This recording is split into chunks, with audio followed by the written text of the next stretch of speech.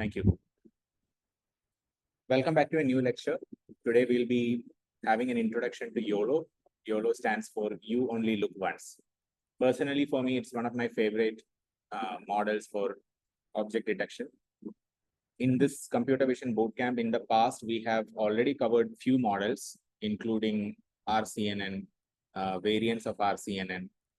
And we have discussed about object detection versus instance segmentation versus semantic segmentation. So we had implemented segmentation using UNet. YOLO is very different. It's, in my opinion, a much simpler architecture, and it can process objects in real time, almost real time, and at pretty good accuracy. We had, if you remember, implemented YOLO in one of the earlier lectures where we were trying to implement OpenCV, but we had implemented a YOLO V8 pre-trained model, nano model, right? So today what we'll be doing is we'll be going into the depth of theory of how exactly YOLO works and how can we implement it for a specific application. So what do we mean by real-time object detection? So if we have 24 to 30 frames per second, if whatever model we have is able to process around these many frames in every single second and detect the objects in those frames, we can call them as kind of real-time object detection models. And YOLO, different versions of YOLO exist. The version which we had used was the version 8, V8. Today we'll be discussing about the structure of the original YOLO architecture, right? So of course, there are variations in the YOLO model architecture itself. There are some models which cannot process 24 to 30 frames. They can only process like 15 frames per second. But there are models which can process, I think, around 155 frames per second. So these are models which can do real-time object detection. And it can be used for video surveillance. You may have seen videos from different companies on physical security systems on the internet, where they detect if people are coming and sleeping at a private property where they are not supposed to enter, and giving real-time feedback to a computer system and some speakers making sounds. You can use part of YOLO for self-driving car. Of course, YOLO is not the only thing that is going on in a self-driving car. We all know that, but YOLO can be used for some basic object detection and annotation. And during pandemic, there were news articles that I had read where people had implemented real-time crowd monitoring system, which primarily work based on YOLO. There are certain limitations also for YOLO when it comes to detecting a lot of people in a crowded image or in a crowded frame. We will also discuss that in today's lecture. So one of the questions that you may naturally have is, here we say you only look once. So does it mean that other architectures are looking more than once in the image? Yes, they are. And we will also briefly touch upon that, which we had discussed earlier in the RCNN lectures. So the basic objective of YOLO is annotating objects in an image with these things called as bounding rectangles. So these bounding rectangles give you a localized position of the image in position of the object inside the entire image. The object themselves will have class, person class, dog class, horse class, and there will be a confidence score associated with it. So how exactly does YOLO construct this rectangle? How does it decide whether something is a person or a dog or a horse? How exactly does it construct the confidence score? We will go through that also in detail. So the original YOLO paper, I would say it's a legendary paper. It's been cited more than 65,000 times now. And the first author of the paper is this person, Joseph Redmond. And this paper, I would say, has entirely transformed the way in which object detection has been implemented ever since YOLO was introduced. Now, there are even more modern versions of YOLO. We have YOLO V11. I think V12 also has come out, but there are no official papers associated with some of the latest YOLO models. But there is a company called Ultralytics, which we had briefly discussed in one of the earlier lectures. So this company has many different pre-trained YOLO models, which you can use for object detection. And I'm sure there are other unofficial models of YOLO, which are pre-trained on various annotated image classes. Now, this table just shows you how the speed of the YOLO and accuracy of YOLO compares with some of the other models. So first, let us look at these two things, MAP and FPS. FPS is simply frames per second. How many frames of in a video can this particular model process in 1 second? So if FPS is anything greater than, I would say 24, you can call them as real time. So all of these models, which are denoted as less than real time, have a frames per second, typically less than 24. So all of these are smaller frames per second models. And all of these models, which are listed here, have higher frames per second processing capability. MAP stands for mean average precision. You might wonder, if the word average is there, why do we need mean?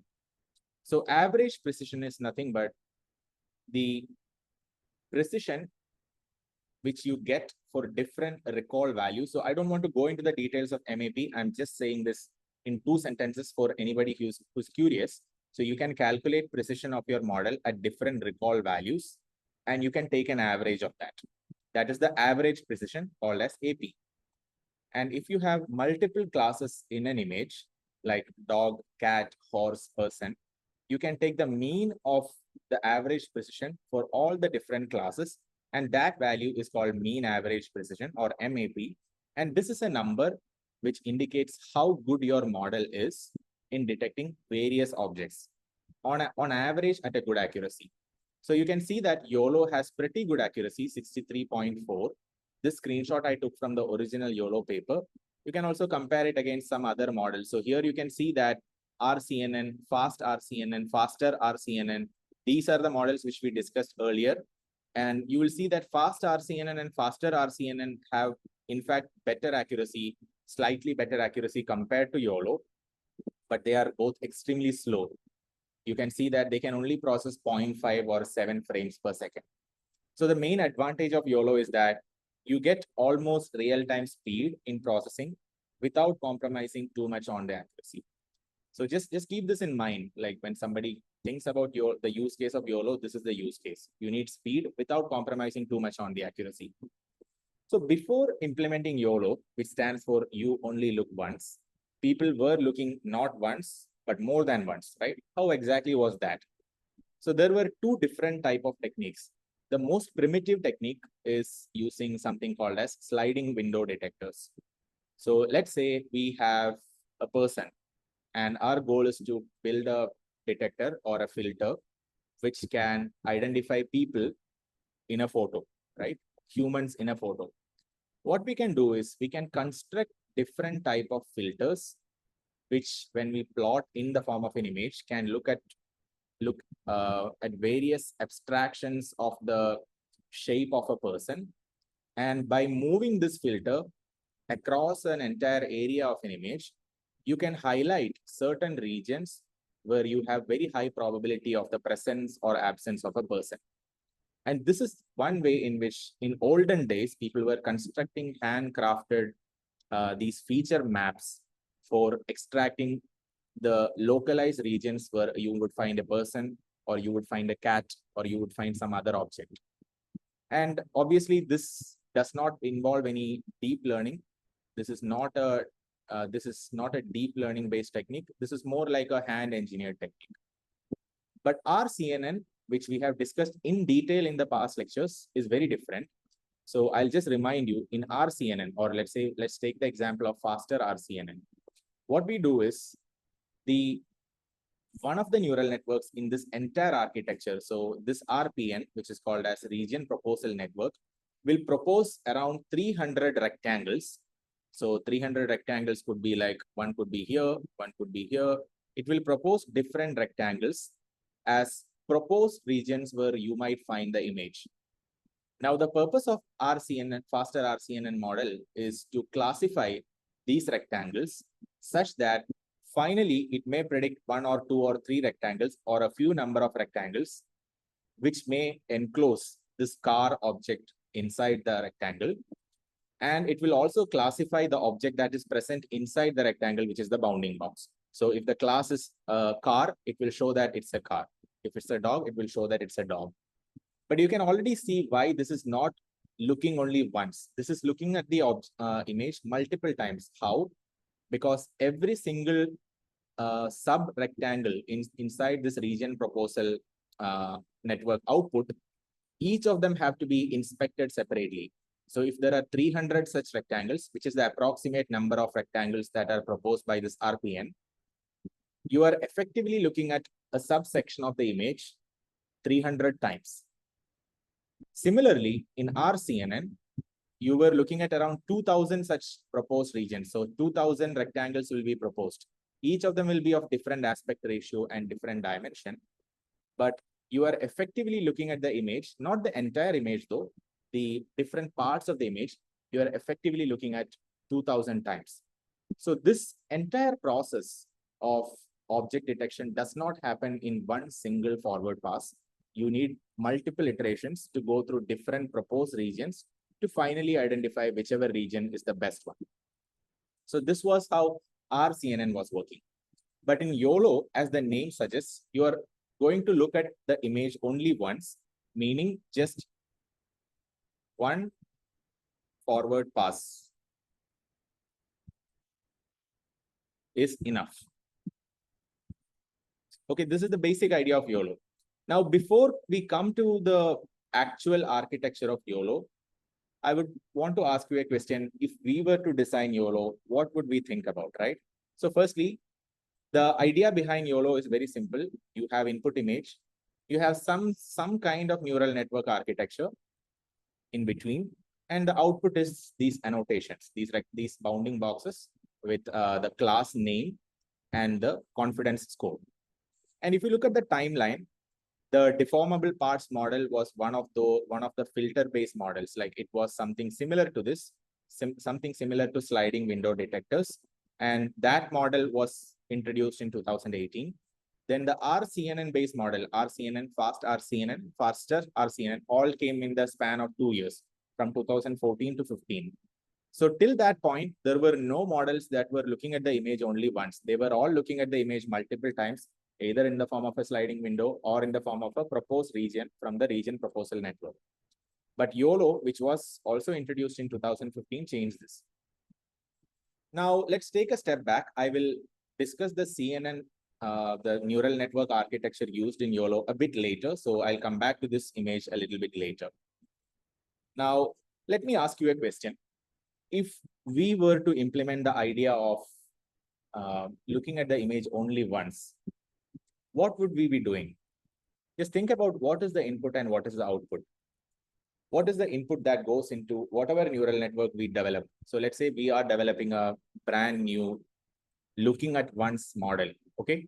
So we just want one forward pass to be implemented. And in that one forward pass, this is after training I'm talking about. I'm not talking about during the training. I'm talking about inferencing. During the inference, I will implement just one forward pass. In that forward pass, I need to get the output. So let's think about this. What exactly is the input? And what exactly is the output? Can you comment? What is the input and what is the output?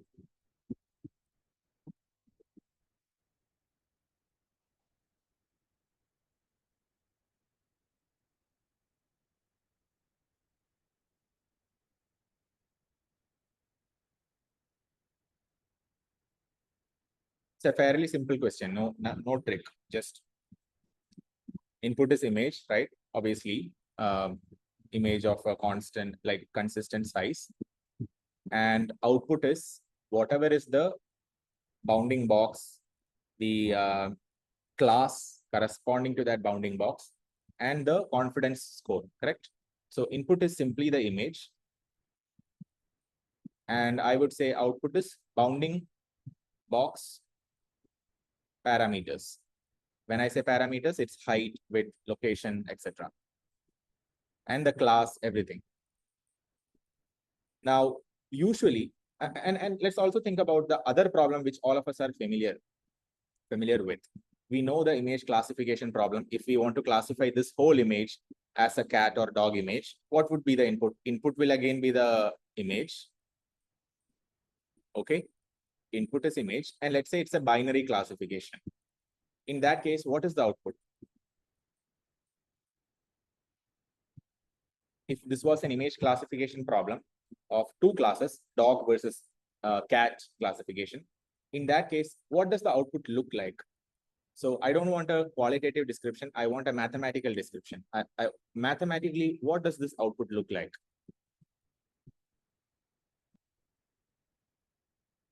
It kind of looks like this, right? So there will be two numbers. And if this is 0.1 and this is 0.9, this will correspond to, let's say, cat, and this is corresponding to dog. So output is probability distribution, showing the probability for the output to be all of these present classes. So if we input a dog image, maybe the output will look like 0.1% it's a, 10% it's a cat, 90% it's a dog. So this is like the softmax probability distribution. So output essentially looks like a vector with of length 2, correct? So we know that, and for this, what kind of network do we use? We simply use a convolutional neural network, and something that many of us are familiar with. So if we have an input image, if we have a CNN, we can predict a vector, and this vector, or when I say vector, I simply mean just something with one dimension, but length is 2. And this vector denotes whether something is highly likely a cat or something is highly likely a dog. Similarly, can you guys imagine this output, right, in our object segmentation problem, object detection problem? What kind of vector can we imagine? Let's say for simplicity, I have only one object in my image. So in all the images, either I have one dog or one cat. So input is this, output is this bounding box. So if I were to represent this output as a vector, what are the different things I need inside this vector? So Jayadeep has mentioned X, Y, W, and height. What are those X, Y, W? Can anyone expand? What do you mean by X, Y, W, H? So firstly, we can have some type of coordinates of the box. The coordinates could be the coordinates of this corner. It could be the coordinates of the center, right? But we need an XY coordinate. So let's say X we need, Y also we need. We also need to know the width and height of the box, correct? So we need to get the width of the box as the output. We need the height of the box as the output. Is this enough? Do we need anything else?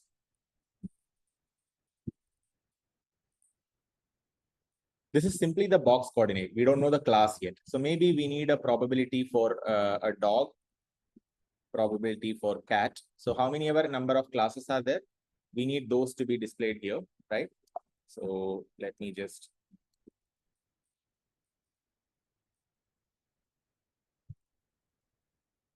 delete this. I'll redraw this. So we need a probability distribution. Anything else? We also need one more parameter, which will be useful in case there is no object present in the image. What if there is neither cat nor dog? What if it's just a background? Then we have to have a score or a number that denotes the fact that some object exists inside this box, right? So something like I would say, probability for object to be present, POBJ. This can be thought of like a confidence score.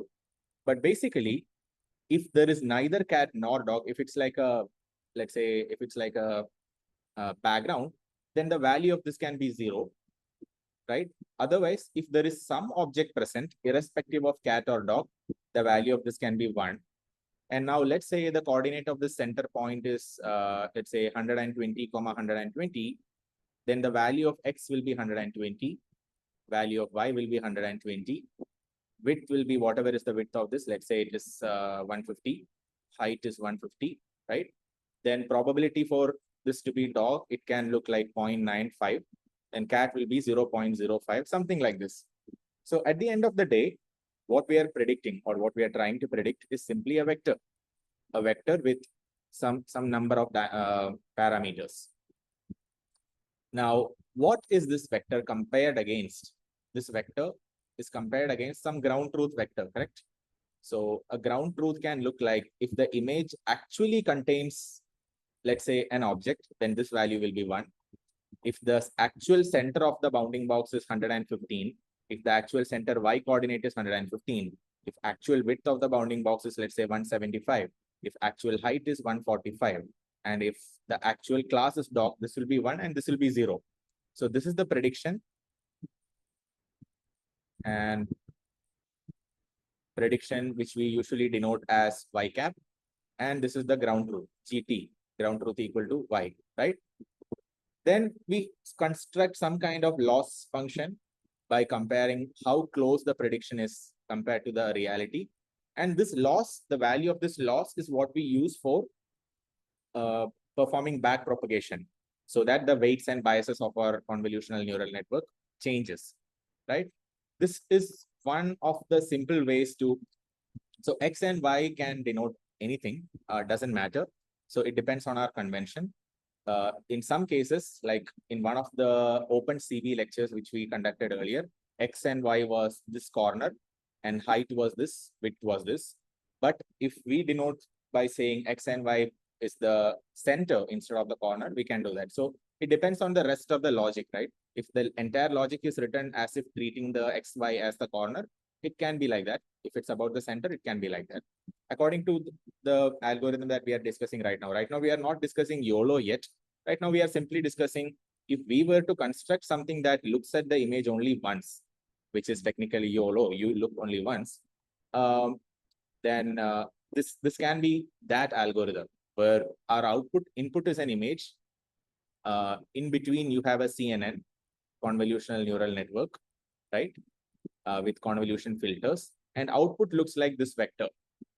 And this vector is compared against the ground truth. And it constructs some loss, and that loss is tried to be minimized for you to have a very good prediction of the bounding box as well as objectness score. So this can be called as the objectness score, the class probabilities, and what else? The 4 parameters that you require for the bounding box, X, Y, width, and height. But this simple logic that we just discussed has a problem. The problem is this. What if I had, let's say, 2 dogs in one image? Something that looks like this. What if my image looked like this? Either 1 cat and 1 dog, or I had 2 dogs. In that case, what should we do with this output vector? What should the dimension of the output vector be? Currently, the dimension is nothing but 1, 2, 3, 4, 5, 6, 7. This is 7 by 1, right? My current dimension is 7 by 1, where only one object is being tracked at once. What if I had 2 objects? What could be the dimension? There could be multiple columns. Yes, that's one approach. So what if I have 15 objects? Then I need something like 7 by 15. I might construct something like this. So the first column corresponds to the first object that being tracked. So here I'm saying from this image, maximum I'll track only 15 objects. And for each object, I will tell what is the objectness score. I will give you the rectangle coordinates. I'll give you the class probability distribution, right? And what if there are suddenly another class called horse? So what do we do? Maybe we'll have to then expand the size of this column itself. Maybe we'll have to add one more set of these numbers which correspond to a bounding rectangle for that particular class. So it's very tricky to think about because we have no guarantee that our image will have only 1 object, 2 object, 300 objects, that too of different classes. So the main issue with this simple approach, which will of course work if we have just one image, and in each image, in each image we have 1 object, and that too of one particular class. then it will work. If that's the case, it will work. And we can all try to develop this. Maybe I'll give that as an assignment. It's very easy to do. Use a pre-trained, maybe ImageNet or AlexNet or any CNN, and use that CNN to make this kind of a prediction. And input could be annotated boxes. I mean, input could be the images. The ground truth is boxes with the known annotations. And then we can easily construct a neural network which can identify one object at a time. But in YOLO, we do something different. And why do we introduce the YOLO architecture? To solve the problem of the above simple model. The problem of above simple model is that if there are multiple objects in an image, it's a problem. There is no standardization with respect to the dimensions. If there are multiple classes in an image, that is also a problem, right? Multiple meaning more than the number of defined classes. What if there is another third class? What if another fourth class? So are we going to then define a gigantic output matrix that says, okay, maximum I can detect 5 classes and 15 objects? Are we going to do that? Because if that's what we are doing, then in cases where there are only few objects, we are wasting a lot of, it's a lot of wasted computation. So in YOLO, we try to very smartly take care of these issues. Now, any problem in deep learning, we can think about this problem or the architecture in just thinking 5 things. What is the input? What is the architecture of the neural network? What is the output? What is the ground truth? And what is the loss? If anybody is explaining you about a deep learning architecture, the easiest thing to check whether they understand what they are talking about or not is to ask them simple questions. Can you explain me what exactly is the input? Can you explain me what exactly is the loss function here? If they cannot answer what are these 5 things, they probably don't understand the problem well enough, right? So today what we are going to be focusing on while learning YOLO is 5 things that concerns the YOLO. How exactly does the input look like? How exactly does the CNN backbone of YOLO look like? What exactly does the output look like? Is it like that 7x1 vector, or is it slightly different? In YOLO, what exactly is the ground truth? Is it 7x1 vector, or is it different? And in the loss function, what exactly are we going to do? Because we know that in classification problems, the loss function is simply cross entropy loss. Are we going to use that, or is it something else? Once you know the answer to these 5 questions, you can confidently say you fully understand the YOLO architecture, right? So let's go step by step. So firstly, the main idea in YOLO is that you divide the image into certain number of grids. So here it's an S by S grid. This screenshot I took from the original 2015 YOLO paper. And here they have divided the image into a grid of 7x7. So there are 7 grid cells along the height and 7 grid cells along the width. Then you treat every single grid cell. You perform certain calculation for every single grid cell. However, it's not done sequentially. It's all done at once. And I'll tell you exactly how, because otherwise it wouldn't be YOLO, right? If you are doing it sequentially, it will be like as if you are looking at different proposed regions in the region proposal network. In that case, there won't be much difference between YOLO and RCNN. Here, now focus on every individual cell. When I say grid cell, this is what I mean. This is an example of a grid cell, one cell. For every cell, we predict 2 things. One is we predict something called as the class probability. So what do I mean by that? Let's say in this image, we are interested in only 3 objects, dog, bike, and car. Then every grid cell will have a probability distribution to be a bike or to be a car. And of course, the 4th case is the background, but let's not talk about it, right? So every grid cell has a class probability.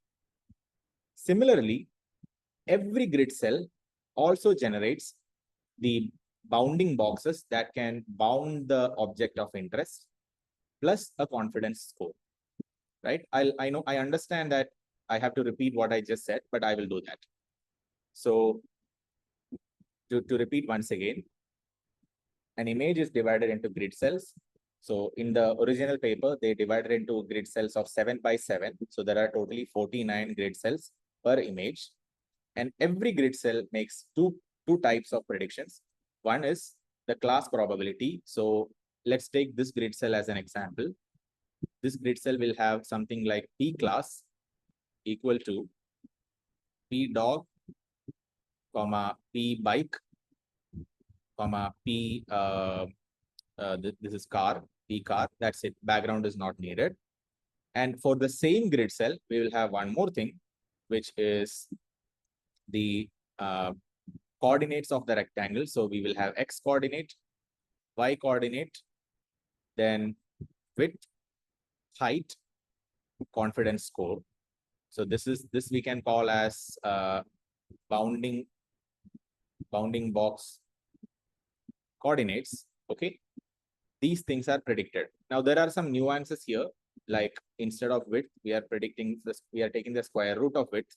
Instead of height, we are taking the square root of height. But I'll come to that. For simplicity, let's say for every single grid cell, these two things are predicted. Okay. And finally, only using this prediction, we will be able to construct the bounding boxes, which also I will explain how. But just understand this, for every single grid cell of the 49 grid cells, we are predicting two things, the class probability distribution and the bounding box parameters. Okay. There is no constraint that for every grid cell, you can only predict one bounding box. No, you can predict multiple bounding boxes. So if I were to draw a prediction, so if I'm considering this grid cell, let's say I'm considering this grid cell for now, then I will have a bounding box prediction, which may predict that, okay, here is a bounding box that encloses like a dog with a confidence score of 0.1.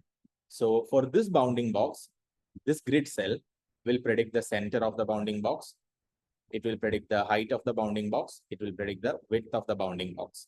Now the bounding box itself can have a height and width greater than the size of the grid cell itself.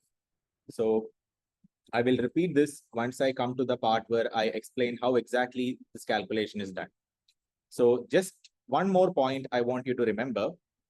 If there are three objects in an image, there are only three grid cells responsible for taking care of the bounding box for that particular object.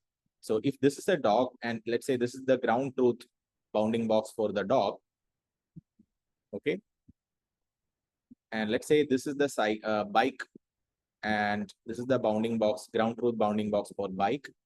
And let's say this is the ground truth bounding box for the car. Now this bounding box for the car has a center. That center is here.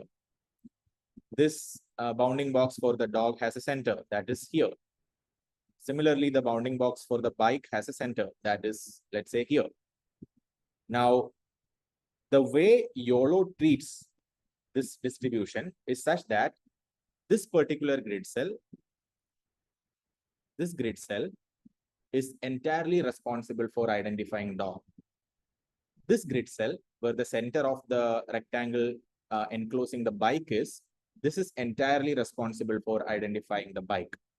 And this grid cell, which has the center of this particular rectangle that encloses the car, is entirely responsible for recognizing the car.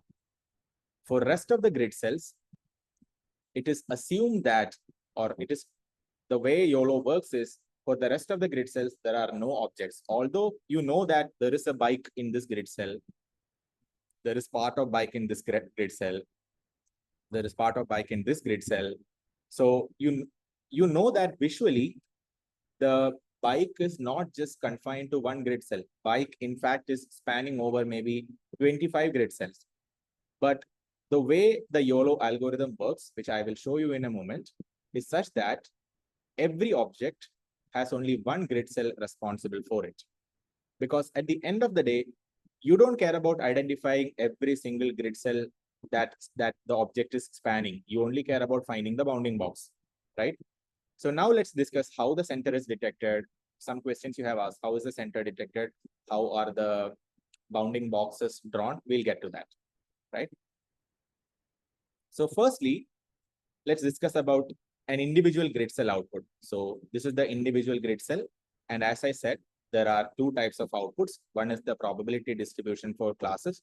So here, if dog, bike, and car are the classes, we will have P of dog, P of bike, and P of car. If there are n number of classes that we are considering, n type of objects, then we will have probability for it to be class 1, like that up to class n. So this is the class probability, which is the first output from from every grid cell. The second output is the bounding box prediction. So here you can see that there is x1, y1, square root of w1, square root of height 1, confidence 1. But then you have a version 2, a version b. What is this? This is simply showing the fact that every grid cell can not just predict one bounding box, it can predict more than one bounding box. What do I mean by that? This grid cell may make a prediction that, hey, here is a bounding box that bounds like a cat. Then the same grid cell can make one more prediction that, hey, here is another bounding box that bounds another cat. So you can have the same grid cell make prediction of more than one bounding boxes. So to be exact, in the YOLO 2015 paper, the number of bounding boxes predicted per grid cell was 2. It was not 10, it was not 1, it was 2. So every grid cell was responsible for making the prediction of 2 bounding boxes. Now, whether that bounding box has an object inside or not needs to be decided based on what are the numbers inside those vectors, right? So the reason why we enable the grid cell to predict multiple bounding boxes is that so that you can detect more than one object. What do I mean by that? In crowded place, so let's say there is a photo of people in a crowd like this, right? So if you have an image like this, it is very likely that in some of the grid cells, so let's say there is a grid cell over here, right? It's very likely that there is not just one person in that grid cell. Maybe there are 2 people inside that grid cell. It depends on how crowded your image is. So the more the number of bounding boxes each grid cell predicts, the more the number of objects each grid cell can detect. So obviously now you might think that, okay, one way to prevent this problem is just predict one bounding box per grid cell, but make the size of the grid cell small. So instead of having 7 by 7 grid cells, what if I had 14 by 14? So that you have 4 times more number of grid cells, so that you have very small grid cell, which reduces the probability of the head of 2 people fitting inside one grid cell, right? It can be done, but it'll slow down the process because now you have more grid cells to make predictions on. But the original YOLO architecture allowed predicting 2 bounding boxes per grid cell. So the size of the vector that each grid cell is predicting is what? I'm not going to show you this. Let's just write down the size. So each grid cell is predicting some type of vector V, and how many parameters this vector has. The first 3 parameters are the classes. In our case, we have 3 classes, right? Dog, bike, and car. So that will contribute to 3. So if n is the number of classes, n classes mean there will be n parameters in this vector. If there are 3, if n equal to 3, there will be 3. What about the rest of the parameters? There is a confidence score. I mean, we can write it in the order. There is x coordinate, y coordinate, square root of the width, square root of the height, and confidence score. So how many parameters are this? These are 5 parameters, correct? And what if I allow my grid cell, each of my grid cell, to predict p number of bounding boxes per grid cell, which means like this, there will be b items. So 5 by b. So 5 times b plus these 3 class probability distribution plus n.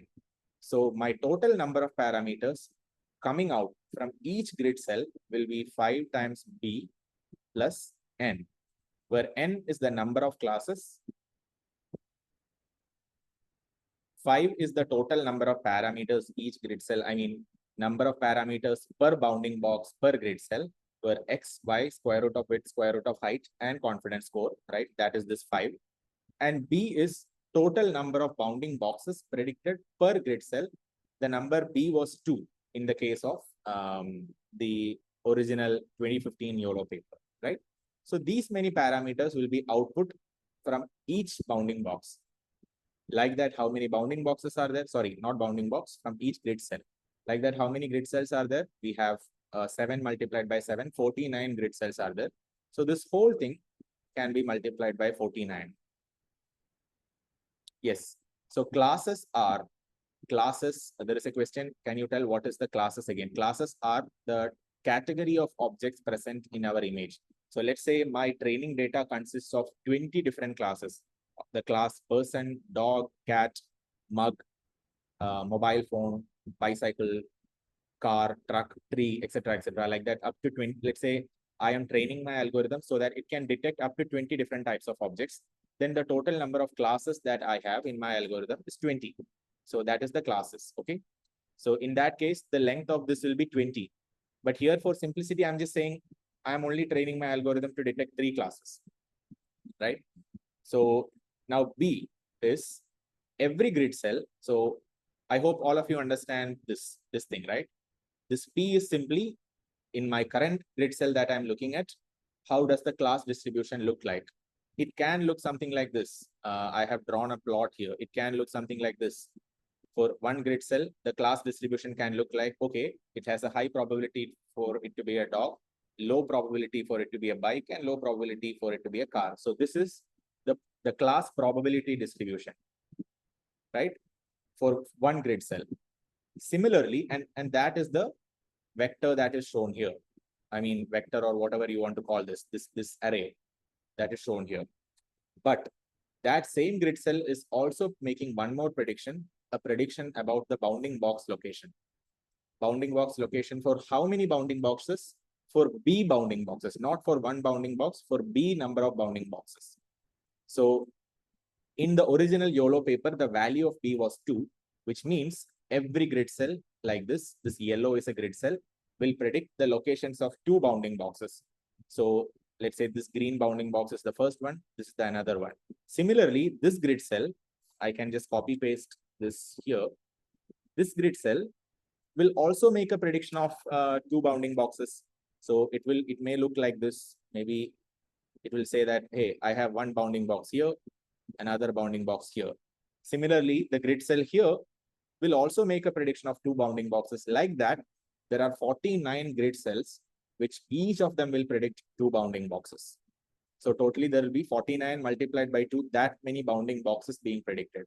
Now, obviously, you don't need that many bounding boxes. You know that only 3 bounding boxes are needed, right? One for the dog, one for the bike, and one for the car. So obviously, all these predictions are not being used. But this is how the YOLO algorithm works. You can also confine. Yes. So now there is a question: how can B box be drawn using the grid cell? Very, very good question. We are coming to that next. Excellent question. So I hope you understand. I'll come to the architecture in a bit because let's pause the architecture for a moment. It's anyway simple, but I just want to make sure that you understand how the output vector looks like. So I hope you understand this first part. First part is output class probability. There are 3 classes, which means there will be 3 probability values. If there are 20 classes, there will be 20 probability values. So I hope this part is straightforward. Now let's look at the second part.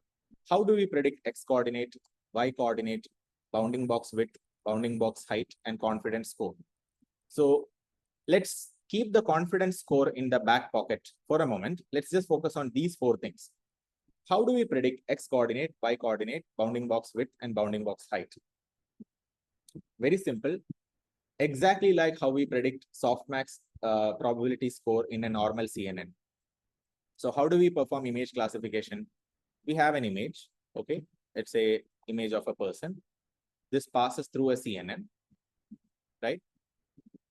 And this predicts some kind of output, which can look like -3.5, And let's say there is one more class. So this is a 3-class classification, let's say. Person versus animal versus object.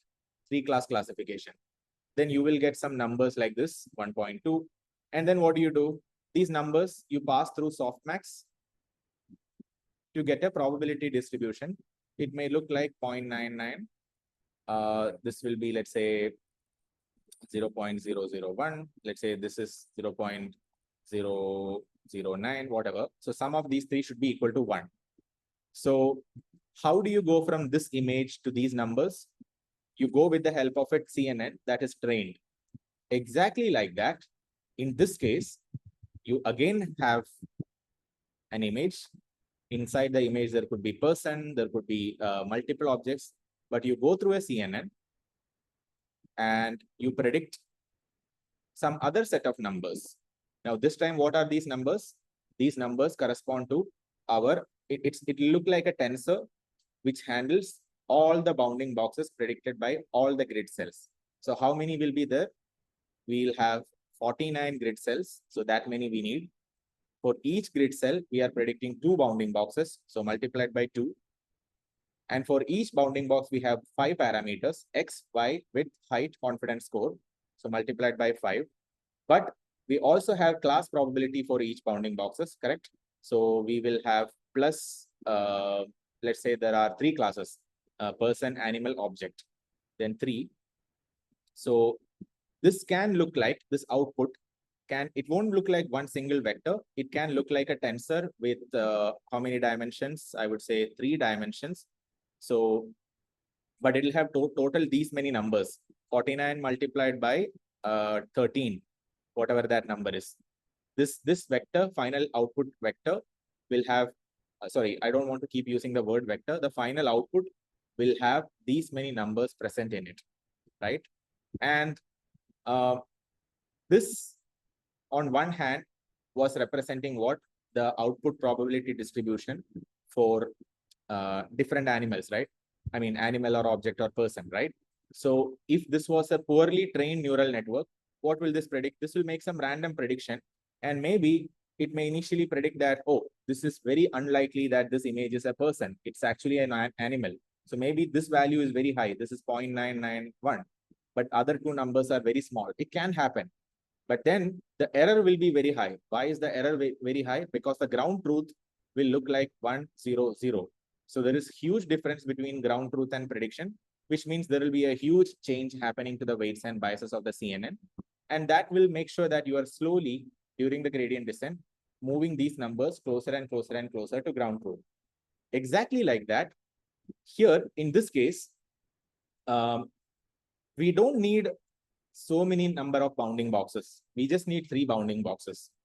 What that means is the confidence score, right, associated with all bounding boxes except 3 bounding boxes should ideally be very, very small. Like if there is a bounding box associated with this grid cell, which looks something like this, then whatever that bounding box coordinates are, the confidence associated with that bounding box should be as close to 0 as possible. Because that is how we know that that bounding box is a useless bounding box. We don't need to predict, we don't need to utilize that bounding box to show that there is an object, because it's a low confident bounding box. So ideally, what we want is out of these many 49 multiplied by 2, out of those many bounding boxes that are being predicted, we just need 3 bounding boxes of very high confidence.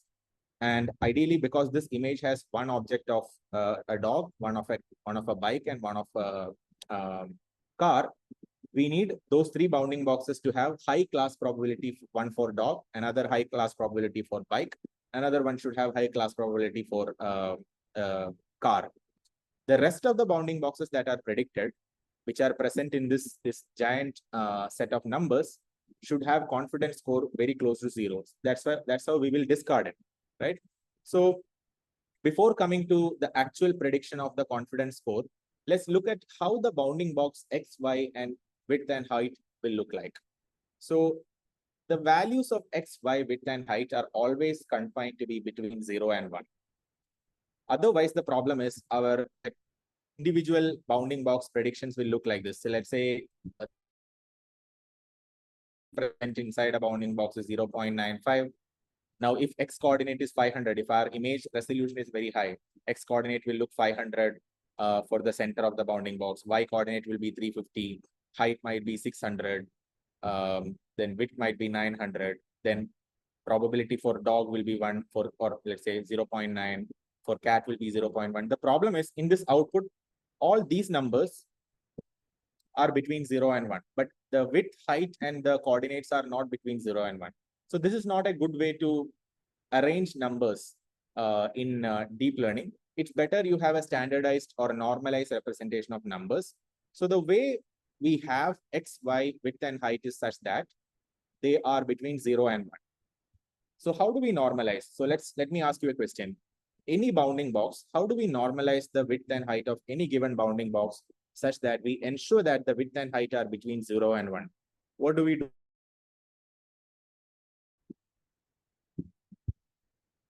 Divide by max width and height.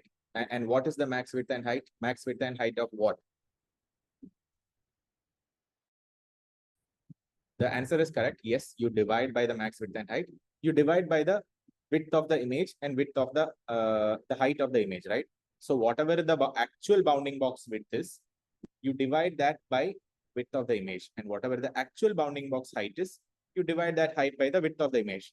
And this will ensure that all the predicted bounding boxes have height between 0 and 1 and width xy. How do you normalize xy? So remember, xy are the center coordinates of your bounding box. How do you normalize this such that the number is between 0 and 1?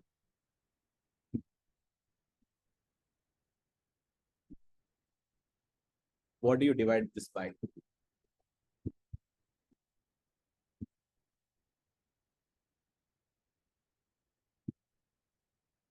Max distance is one of the comments. Can you elaborate what do you mean by max distance?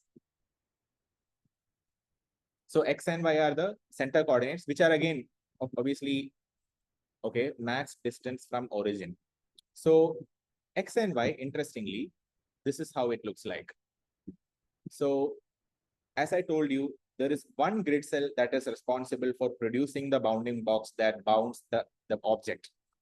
So as I said, if there are 3 objects in an image, there are only 3 grid cells who are responsible for creating the bounding boxes. Rest of the grid cells are useless. So the width and height, what you guys mentioned, is perfect. Width and height, you simply divide by the width of the object and width of the height of the image. Sorry, not object. Whatever is the width of the bounding box, you divide that by the width of the image so that you normalize the width. Similarly, you do for height. For x and y, what you do is, let's say this is the x coordinate. Usually you calculate x coordinate of an image from here. So if this is the point, the actual x coordinate is something like this. This length is the actual x coordinate. Similarly, if this is the center, the actual y coordinate is something like this, right? But you are calculating the x and y coordinate with respect to the grid cell, not with respect to the entire image. So what you do is, so let's say the x coordinate predicted is some number, 233. You divide, you take the modulus operator, x mod s, where s is the width of the grid cell, then you divide by s. So please try to think about what exactly does this do. So let's say each grid cell is 50 pixels, right? Let's say the width of the grid cell is 50, height of the grid cell is 50, and let's say this coordinate, this location is around, let's say 67. Then what should be the normalized location of this? First, you have to subtract this guy from it, right? You don't need this. So you just need to calculate this distance. So 67, you divide that by 50 and take the remainder. And that remainder is 67 mod 50. What is the value of 67 mod 50? 17, right? Remainder is 17. But 17 is still not between 0 and 1. So you divide this 17 by the width of the cell itself, which is 50, to get a number. So this will be what? 0.34, right? So this number will be between 0 and 1. So x mod s divided by s. Similarly, y mod s divided by s. So you basically now have x value between 0 and 1, where x is with respect to this particular grid cell under consideration. Y value also between 0 and 1. The width and height are between 0 and 1, but width and height are normalized with respect to the entire image, not with respect to the grid cell. Okay, so now the prediction made by the neural network will look something like this. There will be a probability for an object. So P object probability or objectness score.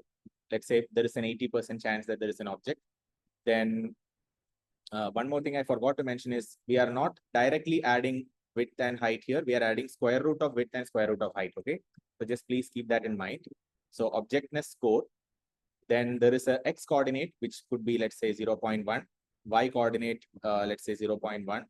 Then let's say width is 0.7, height is 0.3, and let's say the confidence score is 0.6. So look at all these numbers. All these numbers are between 0 and 1 now. So this is confidence. This is x, normalized x. This is normalized y. This is square root of width. This is square root of height. So these are now the numbers. So now you can easily back calculate. I mean, if somebody needed to back calculate, you can easily back calculate how exactly where exactly the bounding box will look, where exactly will it be. So if I'm looking at this grid cell, if you told me that 0.1 and 0.1 are x and y, then 0.1 may be somewhere here. 0.1 means center will be somewhere here. And then you told me 0.7 and 0.3 are the square root of width and square root of height, which means width equal to 0.49 and height equal to 0.09, correct? Which means width of the bounding box is half of the width of the image. So my width will be roughly this much, and height is 10% of that of the image. So this is the center, and my bounding box will look something like this.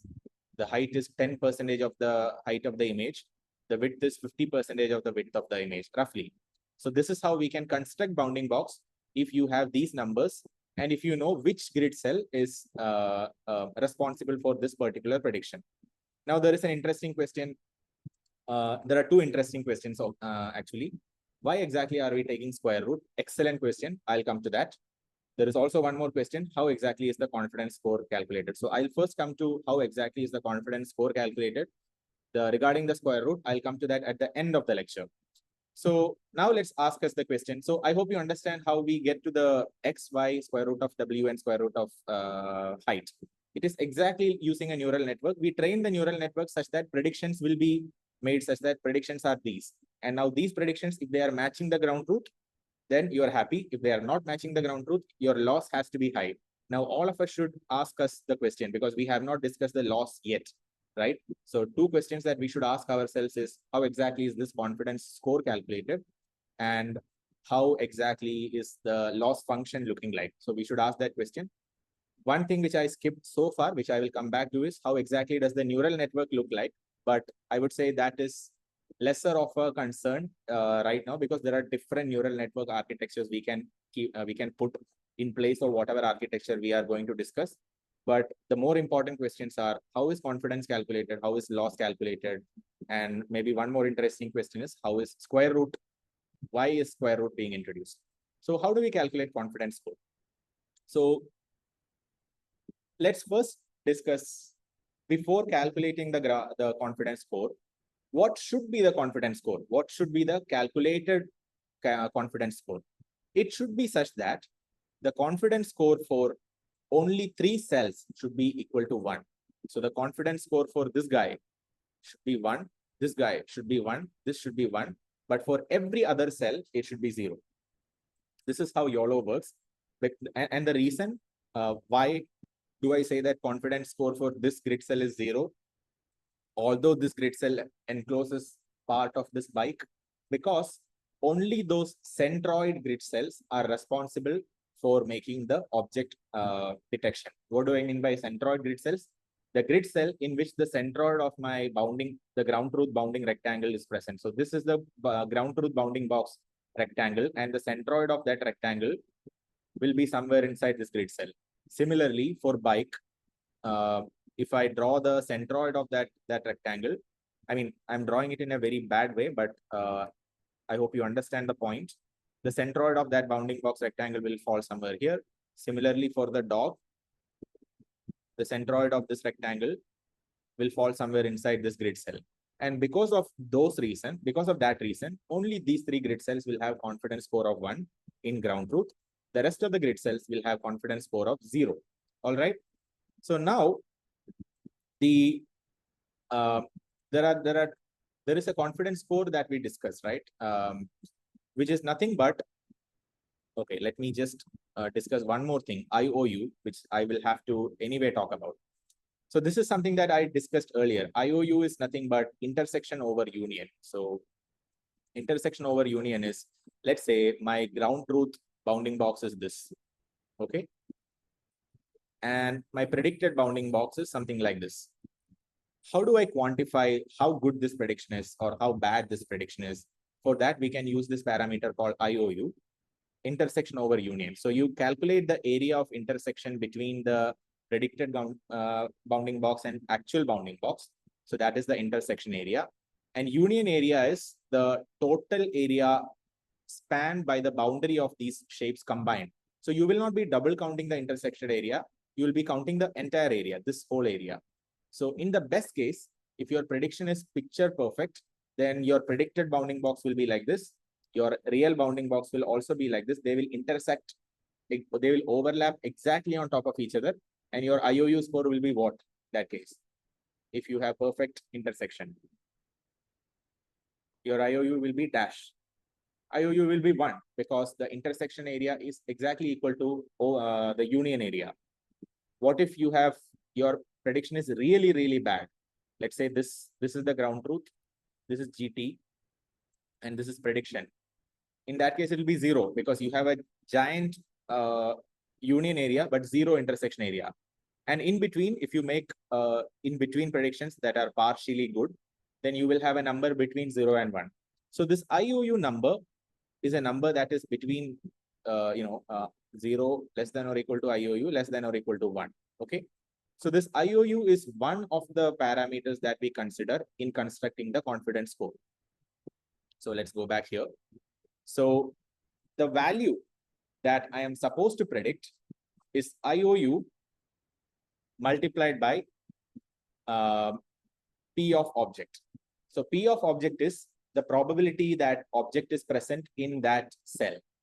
So my ground truth should be such that my neural network will be trained such that ideally this P of object value should be equal to 0 if I am looking at any of these red color cells. And if I'm looking at any of these green color cells, the P of object value ideally should be close to 1. And which means the confidence score will be nothing but C equal to IOU multiplied by P, right? And P is a number that is obtained by the trained neural network. And for a green rectangle, this P will be ideally, if the training is done well, this will be close to 1 because there is an object present in this, which means P is supposed to be 1. And what that means is the confidence score is approximately IOU itself, assuming that this P value is given out by a trained CNN. Now confidence equal to IOU. Now IOU of what? IOU of the ground truth with respect to the prediction. So what is the ground truth? This rectangle is the ground truth. And what if my prediction was something like this? What if, let's say, my predicted bounding box is something like this? In that case, my IOU, let's say it's like 0.4 or something like that. And let's say this guy, this probability, instead of exactly 1, this is 0.95. And let's say IOU is equal to 0.5. Then my confidence score will be this multiplied by P, which is equal to 0.5 multiplied by 0.95. And what is this? 0.475 or something, right? So this will be the confidence score. Okay, so the confidence score is basically calculated by using two numbers. One is the intersection over union of the bounding rectangle and the ground truth rectangle, and another score called as the objectness score, which is another additional parameter predicted by the neural network. The objectness score is supposed to be 0 for the rectangles shown in red, and it is supposed to be 1 for those rectangles shown in green. And this confidence score is the product of IOU and P. Now, let's try to read this. Now, if you see something like this and something like this for one grid cell. So I told you that yes, there is threshold considered to construct a confidence score. But let me ask you a qualitative question, right? So let's say I told you that I am looking at this grid cell, and for this grid cell, my probability distribution looks like this, and my bounding box parameters look like this. So bounding box parameters are like this, probability is like this. So the way I have to read this is, there is a 0.9, I am 0.9 or 90% confident that there is some object inside this grid cell. That object is enclosed inside a bounding box whose normalized x is this, whose normalized y is this, whose normalized square root of width is this, square root of height is this, and that object is 80% likely to be a dog. It is 10% likely to be a bike, and that it's 10% likely to be a car. So this is how you are supposed to read it. So confidence score simply tells you the objectness. It simply tells you whether there is any object at all or not. If it is close to 0, you don't even take it. If it is close to 1, it means there is some object. And this probability distribution tells you which exact class is that object. So just once again, if you see these numbers, you read it like this. There is a 0.9 probability or 90% chance that the current grid cell that I'm looking at, which is this guy, is responsible for some object. Now, this some object is enclosed inside a bounding box, and that bounding box is present inside this rectangle of normalized x coordinate for the center 0.2, y coordinate 0.4, normalized square root of width 0.8, normalized square root of height 0.6. So obviously that rectangle can look something like this, right? That rectangle is not confined inside the grid cell. It is confined inside the image. And this 90% confident object is 80% likely to be a dog. It's 10% likely to be a car, or 10% likely to be a bike. So this is how we read these set of numbers. All right. So just taking a pause, we discussed what is the input. Input is simply the image. We did not discuss what is the neural network yet, but we just said that it's a CNN. We'll come back to it. So this is the architecture. We discussed the output format, right? Input has just an image. Output has class distribution and bounding box, B box parameters plus confidence score, right? So there is one question: what if there are two dogs in one grid? If there are two dogs in one grid, it's not a problem. Why? Because my B value, this guy, is 2. In my original YOLO architecture, this guy. So every bounding box is in fact not just predicting the probability distribution and one of these, it's in fact predicting 2 of those. But for ease of giving an example, I just talked about 1, but there will be 2 of those, right? So if there are 2 dogs in the same grid, there is no problem. But you think about how likely is that there will be two dogs in the same grid cell. If 2 dogs should come in the same grid cell, then there has to be one more dog, maybe very close to this dog, such that the bounding box of that dog, the centroid of the bounding box of that dog, also should fall in the same grid cell. So the likelihood of that is a bit less, because if the dog is even slightly here, then the centroid of that guy will be somewhere here, right? Unless the dogs are standing behind each other or something like that, this issue won't arise. But yes, of course, to answer your question, if there are 2 dogs, it's not a problem. If there are 3 dogs, yes, then it's a problem, because only the 2 prominent ones will be recognized according to the original YOLO algorithm. The other solution is you increase the number of grids inside each image. So instead of 7 by 7, you make it 49 by 49.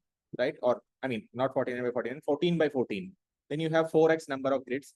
Then you again further reduce the likelihood of having a, two centroids inside one grid cell. Okay, so we discussed the following items. We discussed the input. We partially discussed the CNN. We discussed the output. There were one more thing. Loss was there. Input CNN. Oh yeah, we discussed the ground truth, not loss. Ground truth GT.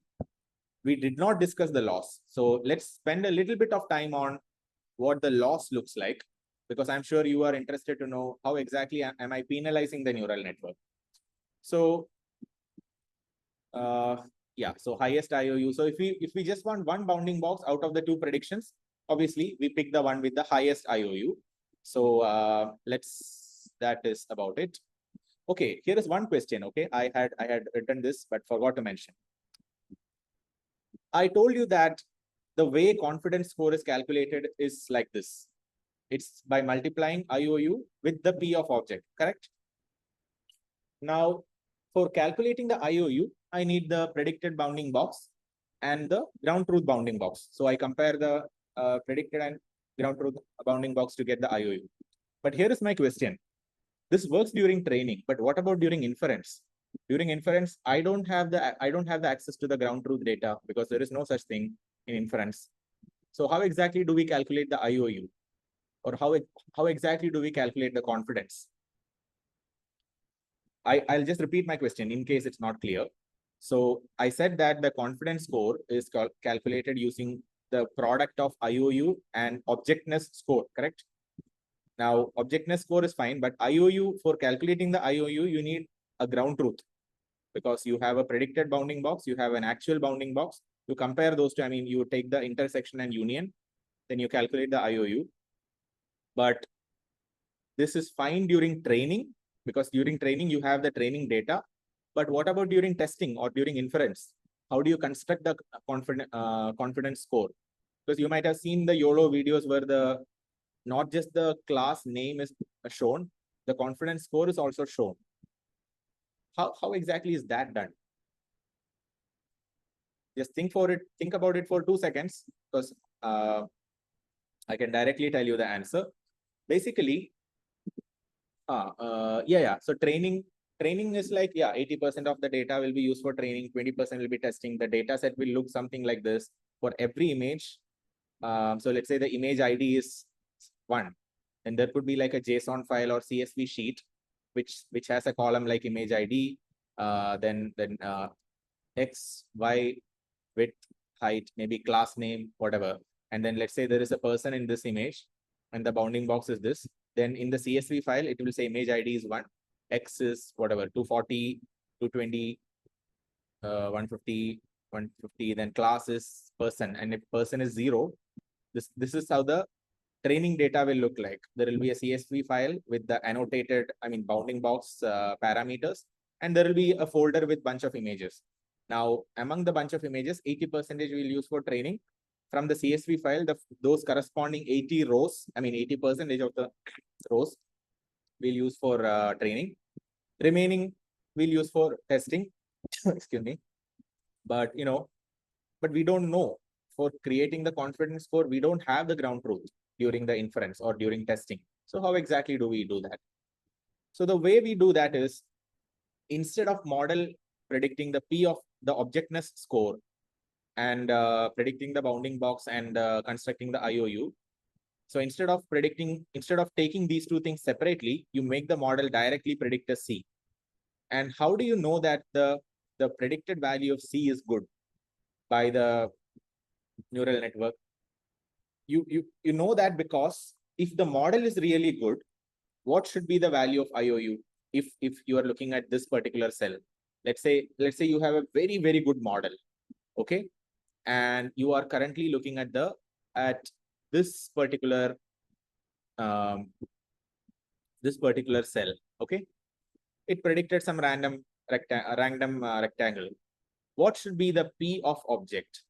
Ideally, the predicted P of object, and what should be the IOU for this particular cell? It should be close to 0, because the objectness score, ground truth score for this particular cell is 0. It's a red color cell. There is no object in that. So if the model is really good, and IOU is also 0 because there is no, since there is no object associated with it, there is no IOU calculation also. Because IOU calculation is only when there is a ground truth rectangle associated with it. So the product of these two, ideally, if the training was done properly, will anyway be close to 0, right? So if the neural network can successfully predict that P of object is close to 0 and IOU is close to 0, we can hope that the neural network is already good at predicting the class confidence. I mean, not class confidence, the overall confidence, the objectness confidence directly.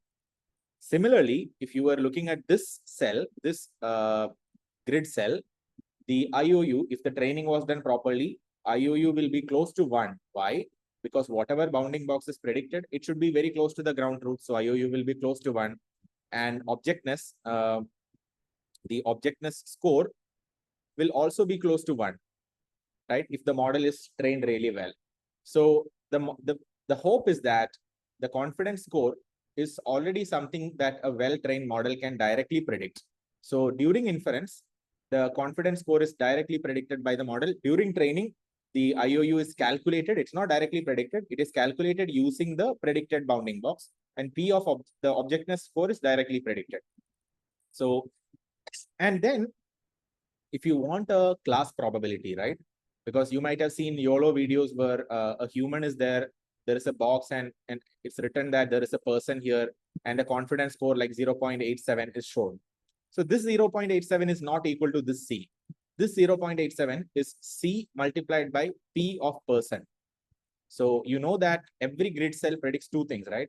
P of person, then what? P of, there was dog, and P of whatever. So let's say there are 3 classes, P of car. If these are the 3 things that are predicted by each cell, then, and let's say now my bounding box confidence score is equal to 0.9.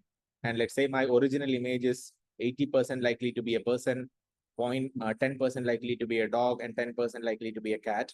Then the class-wise confidence score is confidence for person equal to 0.9 multiplied by 0.8. This is the class-wise confidence score. This will be 0.72. So this number is what you finally see when you display confidence score in YOLO, because it's the class-wise confidence score. So just to summarize, confidence score during training is the product of IOU and objectness score. But during inference, confidence score is directly output. However, this confidence score is not the class-wise confidence score. It's the objectness confidence score. Now, whether the object is a person or a dog or a car, the confidence score associated with that, you get by multiplying the class probability, 0.8 or 0.1 or 0.1, right? So this is how it is done. So basically, confidence score is utilized as a threshold for running. Exactly. So confidence score can be utilized as a threshold for, let's say you decide not to display any bounding boxes with confidence score less than 0.5, you can choose to do so. Now, let's come to the even more interesting part, that is loss function. So how will CNN behave / output differently during training and inference? So that we can, so CNN need not behave differently. We just need to utilize the last layer of the CNN to pick what we need. So if we want objectness score separately, and if there is one last layer where one node is, or let's say there is a layer where there are 2 nodes and one node is supposed to predict objectness score, another node is supposed to just calculate IOU and output it from the already predicted, bounding box coordinates. We can modify just the final layer and keep the rest of the layers intact, so that the weights and biases are not changing. So freeze all the layers and change only the last layer. So that is one thing you can do during inferencing.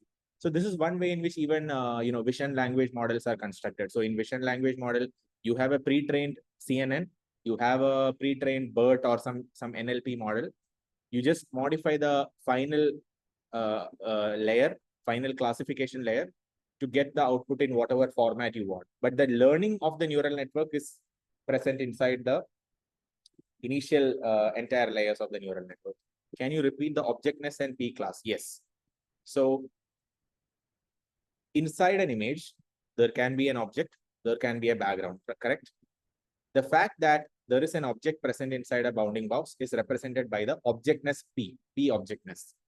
Now, whether that object itself is a dog or a horse or a human or some other object out of the 20 objects that you have in your training class is determined by the, it's denoted by the P class. So objectness score, from that point of view, objectness score is always greater than or equal to the class score, because you are 90% confident that there is something inside this bounding box. But you are not fully sure whether this is a human, this is a cat or dog. You are 80%, you think the probability distribution for this is 80 is to 20, 10 is to 10.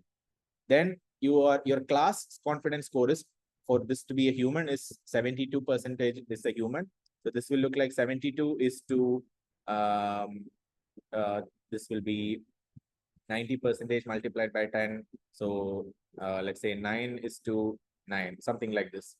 So your objectness score, you are very confident that there is some object inside this bounding box, but you are not so confident that it is exactly a human or exactly a animal or an object. But you are 72%, not percentage, 72 out of 72 plus 9 plus 9, you are confident that it's a object, it's a human. Rest, you are sure that it's a animal or it's an object. So objectness score is greater than P class score. Okay. Now let's come to the last thing, loss function, before we implement the architecture. Firstly, for what all things should we penalize our network? We should penalize for making a wrong class prediction, right? A dog should not be predicted as a cat. So this should be penalized, correct? We should penalize for mistake in the bounding box location, correct? So B box location, wrong location should be penalized. What else should be penalized? There is one more thing you should be penalizing.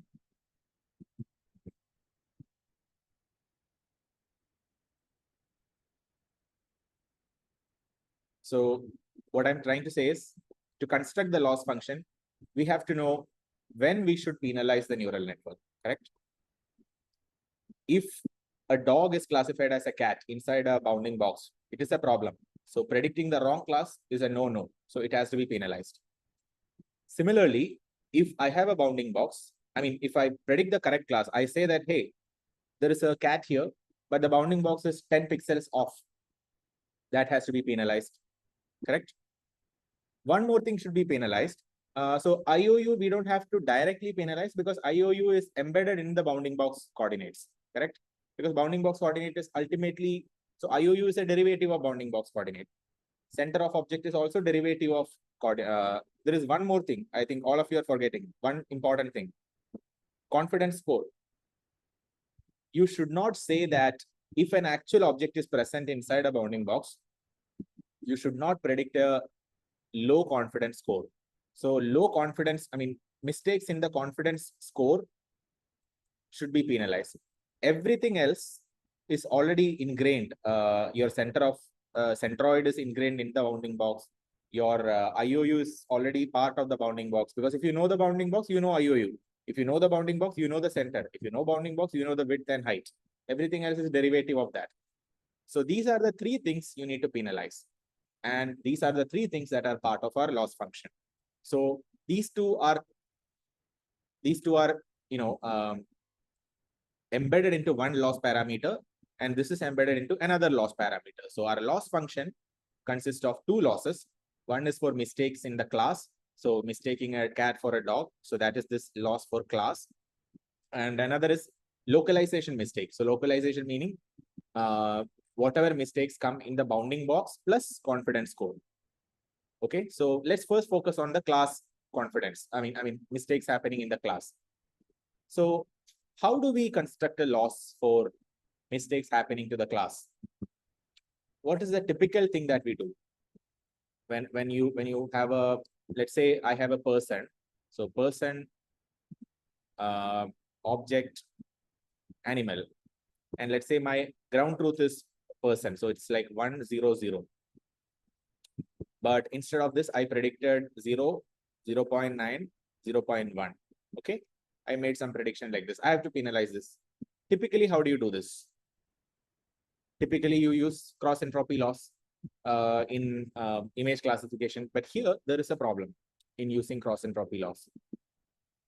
You have these predictions for many different grid cells, and you only care about that grid cell where you have an object. So there are only 3 grid cells in the example that we picked. There are only 3 grid cells in which there are actually objects. So what you do is you simply, so if you have 3 classes, you simply take a mean squared error kind of error. I mean, you don't take the mean, but squared error. So you do 1 minus 0, the whole square, plus 0 minus 0.9, the whole square, plus 0 minus 0 0.1, the whole square. But you do this only for those grid cells where centroids are present. So you do this only 3 times in the example that I showed. Only for these 3 grid cell predictions. Where is that?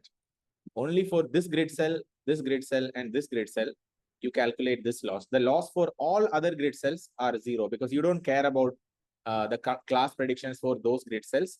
You only care because those are anyway grid cells where there is no object. So the loss with respect to the class prediction is calculated only for those grid cells with centroid. In the original paper, the mathematical notation is a bit more complex. Instead of writing in English like this, they have a mathematical notation. But if you ever open that paper and look at the loss, just ignore the first summation. All it is trying to say is you are looking at only at those grid cells. Out of the 49 grid cells, you are looking at only 3 grid cells. Similarly, this localization loss has 2 losses, as I mentioned. It has a penalty for wrong bounding box location. It has a penalty for wrong confidence score prediction. Okay. So let us look at those 2 parameters. So localization loss is the sum of loss in the confidence score, mistakes in the confidence score and mistakes in the coordinates. Now, how do we penalize mistakes in the coordinates? Very simple. There are 4 things which correspond to coordinate: x, y, square root of width, and square root of height. How do we penalize this? If x, the cap is the prediction, and if x is the reality, this minus this square plus this minus this square plus this minus this square plus this minus this square. You can add all these things to get the loss due to a wrong location of your bounding box. Here, the one without the cap is the ground truth. The one with the cap is the prediction. And here also, you only look at those grid cells where there is actually centroid. You don't care about the predictions that are made for the location of the bounding box for other grid cells. Why? Because those grid cells are not responsible for predicting the bounding box. Only the grid cells with the centroids are responsible for prediction. So this number, this loss is only calculated for that. But you also multiply it by a pre-factor called lambda. This is typically done when you are adding different type of losses. So if you want to,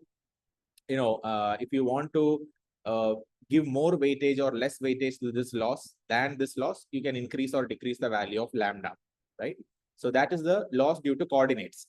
Similarly, there is a loss due to mistakes in the confidence. Now, here is the interesting thing. The confidence score, what should be the prediction? So how many cells are there, by the way, where you are predicting the confidence score? There are 49 cells, 7 by 7. There are 49 cells in this example where you are predicting the confidence. What is the ideal predicted value of confidence for this one? For this cell, what is the ideal value that we are hoping to predict for the confidence? 0, right? Because there is no object. It's 0 here, it's 0 here, 0 here, 0 here, 0 here, right? Correct? So out of 49 cells, for 46 of them, confidence score is supposed to be 0. For 3 of them, confidence is supposed to be 1, correct? Now, let's imagine that my CNN is really good at identifying background, meaning cells that are not part of centroid. but it is also really, really bad at recognizing the actual objects. So let's say for all the cells, my confidence score prediction is 0. So for all of these where it is supposed to be 0, it is 0. And for all of these where it is supposed to be 1, also I am predicting 0. Then if you are taking the loss by looking at how many mistakes you are making, only for 3 out of 49, you are actually making a mistake. For 46 out of 49, you are not making a mistake. But that is not because your model is good. That is because you're only considering these cells where centroids are present to be the important ones. So for somehow you should penalize this guy more, correct? Although you are only making 3 mistakes in the confidence score prediction, only in these 3 cells you are making mistake. Remaining 46 cells you are not making mistakes. But you should penalize this guy so much because so many more cells represent background. Only few cells represent the actual object. So you have to give this guy more weightage. So what you can do is you can multiply this by a lambda, let's say lambda object, and this guy with lambda no object. And when I say this guy, I don't mean this 4600, I mean the actual loss. But whatever is the loss associated with the background cells, you multiply it by a lambda for no object, and this number should be a smaller number. This should be a larger number. So the loss will look something like this. So loss will simply be the mean squared error of the value that you are supposed to predict and the value that is the ground truth. The ground truth for the ones with centroids, the confidence score should be equal to 1. Here, the confidence score should be equal to 0. This is the predicted confidence score. The lambda for no object should be, let's say, this is 0.1. Then this can be the lambda here. I mean, here there is no lambda, but this is 1, right? 1 times this. So just keep this number a small number so that you are accounting for the fact that there are only few cells with objects, but there are large number of cells without objects, right? Now you add all these 3 confidence scores. You add the loss scores. You add the loss due to mistake in confidence. You add the loss due to mistake in the bounding box coordinates. You add the loss due to mistakes in the class prediction. You have the total loss, and your entire goal of this object detection in YOLO is to minimize the sum total of these 3 losses. If you can do that, you have a YOLO. You might have noticed one thing. Here, now if we write this entire loss, it will look like optimizing certain parameters. So here, essentially, object detection is treated as if it's a regression problem. How? You have an input image, it passes through a CNN, and this CNN predicts bunch of numbers, right? Some numbers. And using these numbers, you have a loss formula. And that loss formula is this guy plus this guy plus this guy. And your objective is minimizing whatever that the sum of this is. So effectively, it's essentially treating this object detection as a simple regression problem. So this is finally the loss part, which is the 5th part of the YOLO architecture. So we covered input, output, ground truth, loss. Now CNN architecture, we don't need to spend too much time, but I'll just show you how the architecture looks like. So the architecture looks like this. Your input image is 448 by 448 by 3. So this is the height and width. 3 is the number of channels. You have RGB. And the transformation happens in the form of CNN, like the CNN filters passing through this. So you can see that the number of channels are increasing in the subsequent layers. So, but the XY dimension is decreasing, and this represents fully connected layers. And finally, at the output, you will have the parameters that are predicted, and you will have 7 by 7 grids. So you have 49 grids, and for every single grid point, you are predicting the parameters corresponding to the confidence, bounding box position, and the class probability. So this is the architecture. This architecture can be replaced with many other different types of CNNs, which is what YOLO, different other versions of YOLO tried. So the second version of YOLO had a different architecture. The next version had a different architecture, but the basic principle remains the same. Now let's implement the YOLO. But before that, one last thing is let's discuss the summary of, summary of the limitations of YOLO. So as I said, in this case, you are predicting 2 bounding boxes per grid cell, correct? But only one class is possible. So if in the same grid cell, if there is a person and a dog, so for example, if I'm dividing the image into grid cells like this, in this grid cell, the YOLO can detect 2 people, but not more than 2. The original YOLO, not the modern ones. And the original YOLO could not detect 2 different objects inside the same grid cell. So that was a problem. And this is the problem mainly when you have crowded images. If it's sparse images, then it's not a problem. Another problem is this aspect ratio. So in one of the lectures I had shown, like I took a mobile phone and if I orient the phone like this, it can detect. But if I orient it like this, then it's like a weird aspect ratio, right? Then it was getting detected as a pen. I mean, it looks like a pen even for humans, right? So, but for the same objects, if aspect ratio is different, it's a problem in YOLO. Then the fourth issue is where I answer the question one of you asked earlier, why are we taking square root of width and square root of height? So the idea is this. Let's say I have a bounding box that recognizes a person where the person is over here. And another bounding box where I have a person over here. Let's say in both of these cases, the bounding box, I make a mistake of 5 pixels along the width and 5 pixels along the height. In which case is this mistake more of a problem? In the big bounding box or in the small bounding box? It's a mistake. It's a problem in the small bounding box because if I move this bounding box, if I move this green bounding box even by 5 pixels here, then I'm not binding this person anymore. It might move out of the object, right? I mean, it might not enclose the object anymore. So for small objects, if we have small bounding boxes, the mistakes in those bounding boxes need to be penalized a bit more harshly. Why? Because mistakes in those means you probably won't be enclosing it altogether. If you are analyzing a football game, right? And the football might be small, the people might be big. So you're okay with small mistakes in the people bounding box, but you are not so okay with the bounding box corresponding to the football. So how do we do this, right? Check this example. So let's say you have a small bounding box whose width is 20 and but the prediction is 25. So it's like 5 pixels off. In another case, you have a large bounding box where actual width is 200, but prediction is 205, the width. So here also the mistake is only 5 pixels. So if you are taking the direct difference in squares, look at the error. 20 minus 25 the whole square is equal to minus 5 the whole square equal to 25. But and look at the direct error here also. 200 minus 205 the whole square. It's again 25. So the problem here is that the error contribution due to this guy and due to this guy are the same. It's 25. If we take the direct error without taking square root. But look at this. If we take square root, if we take the square root of this guy, square root of 20, square root of 25. I mean, we already discussed that these numbers are between 0 and 1. But if we take square root of 20, square root of 25, here the error is like this guy, 0.279. But here, square root of 200 minus square root of 205, the whole square is a much smaller number. So what that means is, if you look at now how you are penalizing this guy more than this guy, as you should be, because small box mistakes should be penalized slightly more. Otherwise, they will not be accurate.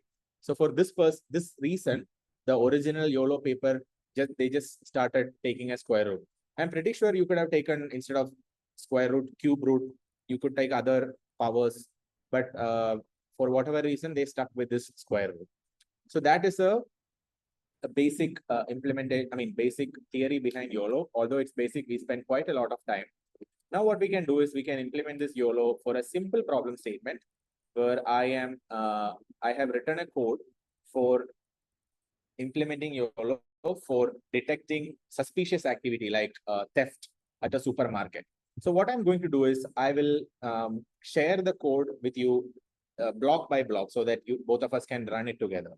So the first part is simply importing the libraries. So CV2, which we had already done earlier in the OpenCV part. So OpenCV, NumPy. So Ultralytics is the company that has pre-trained YOLO models. So we are using that model. And just a second. Let me just. And then we have one thing called media pipe. Media pipe is by Google. It's mainly for pose estimation. So you might have seen videos where the different joints are estimated and you draw lines so that a human can be converted into like a skeletal format. So we need these four libraries. So I'm just sharing. I can share this entire code with you, right? I hope that's okay. So I'll just download.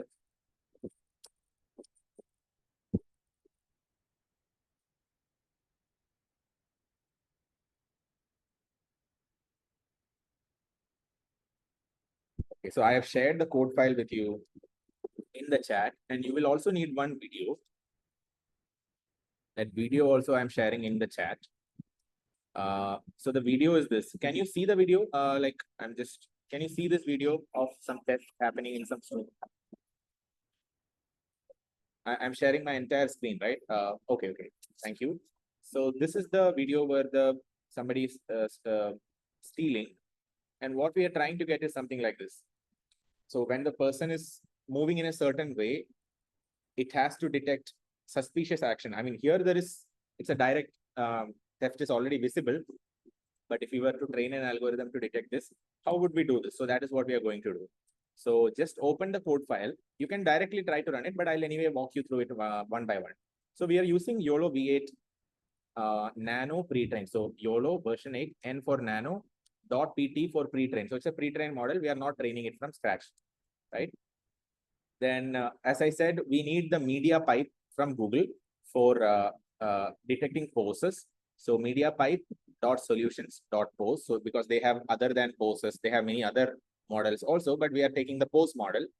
And then this MP drawing is a variable that I have defined for drawing the nodes and drawing the lines using media pipe. You know that for drawing, we can also use OpenCV, but here for this particular drawing, we are using the media pipe provided library, provided functions. Then for opening the video, I have provided the path here. So what you can do is you might have a local folder in which you are running all this, right? So go to that video. So here my video was over here, shoplifting or something. Yeah, this one. So what you can do is in VS Code, right click that, copy path. And then once you copy the path, you just paste that path here. Then you should have the path ready. So here what we are doing is it's cv2.video capture of the path. But instead of path, if we give cv2.video capture of 0, then it will detect me. So here I can show it with my face also. Let me just do that. Cap equal to cv2.video capture of 0. And then here I'll comment this. Now this means it will directly, and I don't want to save. So I'll skip this part. I'll skip all of this. This I will run, and I don't need to make annotation. So, I mean, I don't need to save the annotation. So this I will skip.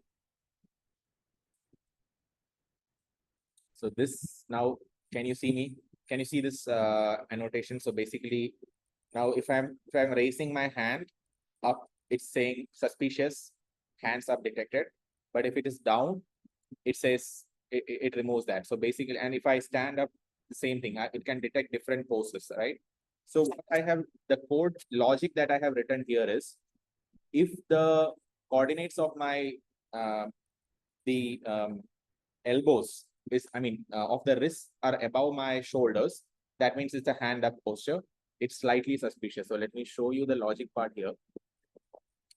So I have nose, coordinates of the nose, left wrist, left shoulder, right shoulder, then both hips and both knees. So that way I have a full anatomy of a human body. And then for hip, I'm calculating the average hip position. I don't care about left or right. So I'm just dividing by 2, summing the left and right hip and dividing by 2. For shoulder also, I don't care about slight tilting in the shoulder. So I'm dividing by 2. For knee also, I'm doing the same. Then what I'm saying is, if the left wrist and right wrist are above the nose, like this, not the shoulder, above the nose, it can be anything, like it's just a human engineered logic, not the best of logics. If it's above the nose, it means hands are up. So then hands up detected. It could be a suspicious posture, right? Because usually people don't put their hands up if they are shopping in a shopping complex. But this is not to say that this person is stealing something. It's just suspicious activity flag. Then crouching is if my torso, if I'm sitting in a crouching position, right? So crouching is like this. If somebody is crouching, then in the image, the y coordinates of the dots corresponding to their hip, two points of the hip, it will be very small compared to their torso. So if the hip is much smaller compared to the torso, then that is suspicious. Maybe they are crouching. So that is what I'm putting here. So thigh length is much smaller than torso, it's crouching. Similarly, it's lying down. If the shoulder and hip are along the kind of the same line, so if the y coordinate of the shoulder and y coordinate of the hip are very small, if they are close to each other, and if the y coordinate of the knee and y coordinate of the hip are along the same line, and if the y coordinate of the knee and y coordinate of the shoulder. So if somebody is lying down, their knee, hip, and shoulder will all be along the same y coordinate, similar y coordinate. So that is the logic here. Then for crawling, it's crawling will be like if somebody's head is a bit high, like swimming. So their knee and their hip will be along the same line, but their head might be slightly above. Then in that case, it's crawling. Then there is falling. Falling is anyway not suspicion, but it's basically activities. Then here I'll put back the video instead of my face. So I'll comment this and put this and just run this. So just try running this code. Just let me know if you're able to run the code and get any output at all, or if it is showing some libraries are missing. Most likely for your case, this library will be missing. MediaPipe, I don't think we have installed it before. So just check that. And what else? Okay, here I will also save the output. That will be better.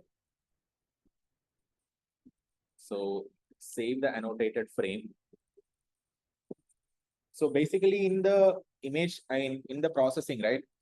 YOLO is not processing video directly. YOLO is processing it frame by frame, because as you see from the algorithm, this whole bounding box detection is happening for image, not for an entire video. So image is, video is split into frames. You calculate frame by frame and you stitch it back to create the MP4 video.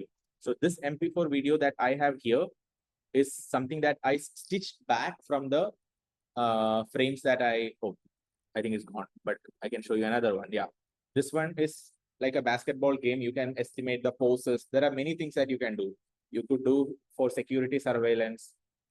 You could do it for self-driving car, not the pose, but the object detection. You could do it for any cases where there are like sports analysis. So if there are coaches who are analyzing the positions or body postures of their players, they can do faster and long-term analysis without sitting down and watching a lot of footages. So these things have wide range of applications. And processing this also not very difficult. So here, as I said, YOLO is real time.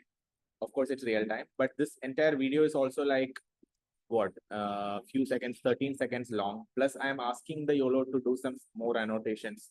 So that is the reason why it's taking a few seconds for this processing. Right now, yeah, this processing is finished, I guess. And then I have to quit, press Q to quit, and just release the capture, and then the file should be ready. So now the file should be ready. So you can see that, the person, when the person has, so I'll just pause at some timestamp. See, crouching is detected.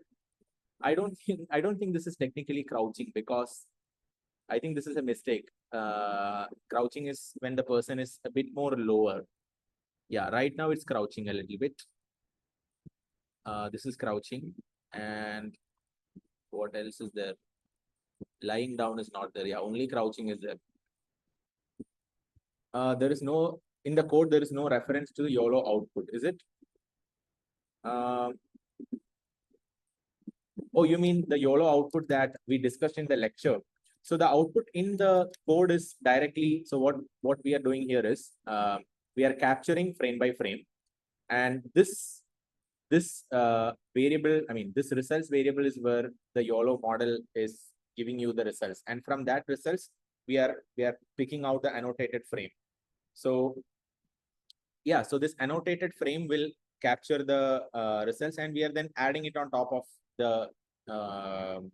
existing frame. So this annotated frame, and then annotated frame is added as a text, and it is also added as the bounding rectangle. So this, just check out for this variable, annotated frame variable. I think our webinar has, our lecture has went a bit more than I expected, but I hope it was worth it. I hope you understand YOLO very deeply. I plan to carry out one more lecture on YOLO. That will be next Monday, and we will be discussing about building a little bit more interesting and useful applications using YOLO, which we can also host it as an online, either as a web application or something like that. So in the next lecture, we'll also discuss a bit about differences between the original version of YOLO and the later versions of YOLO. Although the exact architecture of the latest versions of YOLO are not, I don't think it's publicly accessible, but I'll discuss as much as it's publicly accessible. We can go through that. Not in this much detail, because the basic architecture of YOLO is still what we discussed in this lecture. For those who want to access to our pro content from this course, because this lecture is part of a course called Hands-on Computer Vision Bootcamp, you will have to sign up for that. But otherwise, you will get access to the video recording, which I'll be uploading. So thank you so much, everyone. I really enjoyed today's lecture, and I hope you enjoyed the same. And please try the code and try it for different use cases. It'll be so much fun. And YOLO actually has real-time, like actual industry applications. So last week, two founders who are running kind of big startups messaged me on LinkedIn saying that, so I had posted some posts about YOLO on LinkedIn. So seeing that, they also messaged me saying, actually, they are implementing YOLO only in their actual pipeline, industrial pipeline for security surveillance. So this is something that is not just for academic interest, right? This is actually having industry use cases. So thank you so much. So we'll meet again on Monday. See you then. Take care.